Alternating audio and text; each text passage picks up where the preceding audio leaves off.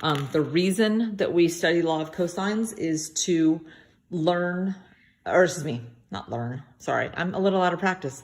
It's to be able to solve triangles that are not right. Okay, so this is specifically for non-right triangles. This one you use specifically when you're given side, side, side, or side angle side. All right, here they are. I'm not going to talk a whole lot about them. You can pause the video and copy those down. There are 3 different versions. You use the one that you can fill in the most of.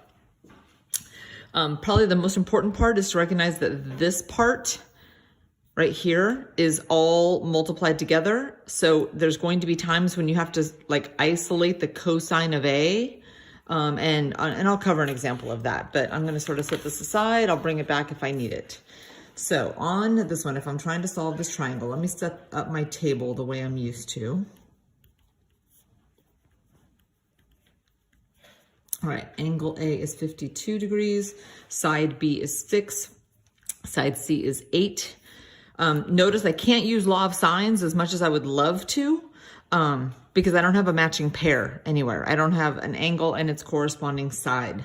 So I am going to use the first of the 3 law of cosines so that I can figure out side A. So let me write this in and fill everything in after that. 2bc cosine A. Okay, so here we go. I don't know A squared, right? Because I don't know A. B squared would be 36.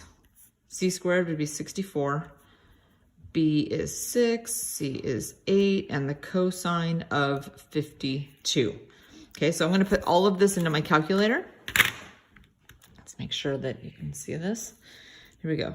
36 plus 64 minus 2 times 6 times 8 times the cosine of 52. Gives me 40.89. Don't forget that that's a squared.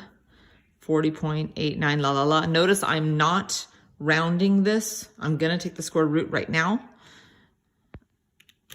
which gives me that A is, and let's say I want sides to the nearest tenth, so 6.4. 6.4. Okay, now that I have that side, and now that I have a matching pair, I can go ahead and do law of sines after that to find the remaining sides.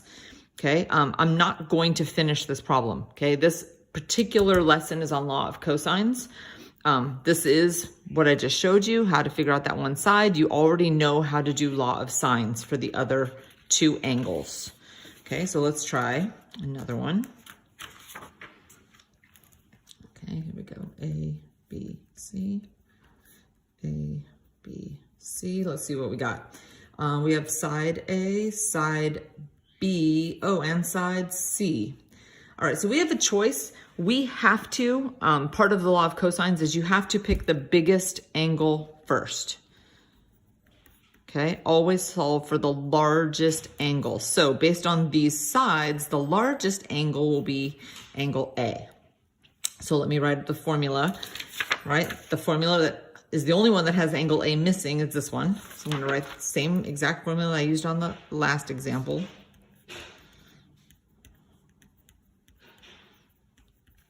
And let me put some numbers in. 21 squared equals 16.7 squared plus 10.3 squared. 16.7, 10.3 cosine of A. Okay, now to do this, I'm going to have to isolate the cosine of A. This is going to have kind of a lot of algebra involved. So I'm going to move this and this to the other side of the equal sign by subtracting.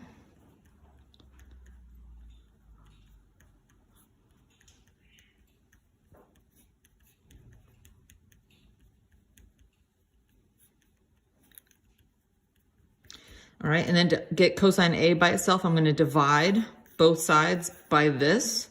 So I will end up with the cosine of A equals 21 squared minus 16.7 squared minus 10.3 squared all over -2 times 16.7 times 10.3.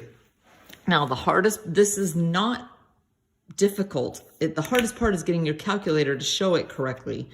So let's see if I can do this. 21 squared minus 16.7 squared minus 10.3 squared. Notice that's all in the numerator. In the denominator, I have negative 2 times 16.7 times 10.3. Okay, so I have this really ugly looking decimal.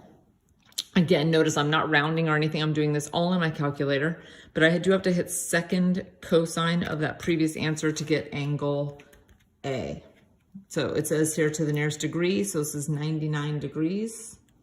So once I can fill that angle in, then again, law of sines comes to the rescue.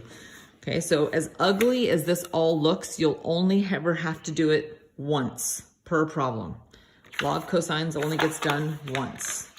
All right, so let's see. I think I have one more example for you. Here we go.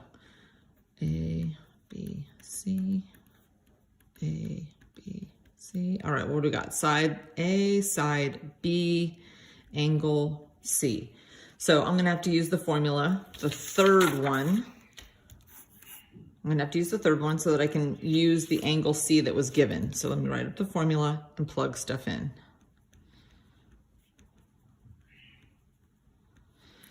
Okay, here we go. C squared equals A squared plus B squared to A B and the cosine of 32. All right, so grabbing my handy dandy calculator. 6 squared plus 13 squared minus 2 times 6 times 13 times the cosine of 32. All right, so C squared equals that really long decimal. Again, don't round it. Go ahead and take the square root of your answer. This you can go ahead and round to the nearest tenth. This is 8.5. And now that you have a matching pair, you can use law of sines to finish this out. All right, let me know if you have questions. I will be available Tuesday and, I'm lying. Wednesday and Thursday is my office hours. Make sure you sign up for a particular 10-minute period. I will be available for you and only you at that point. If you know that you and your friends have some of the same questions, you can feel free to jump into the same Zoom time session. Feel free to email, let me know.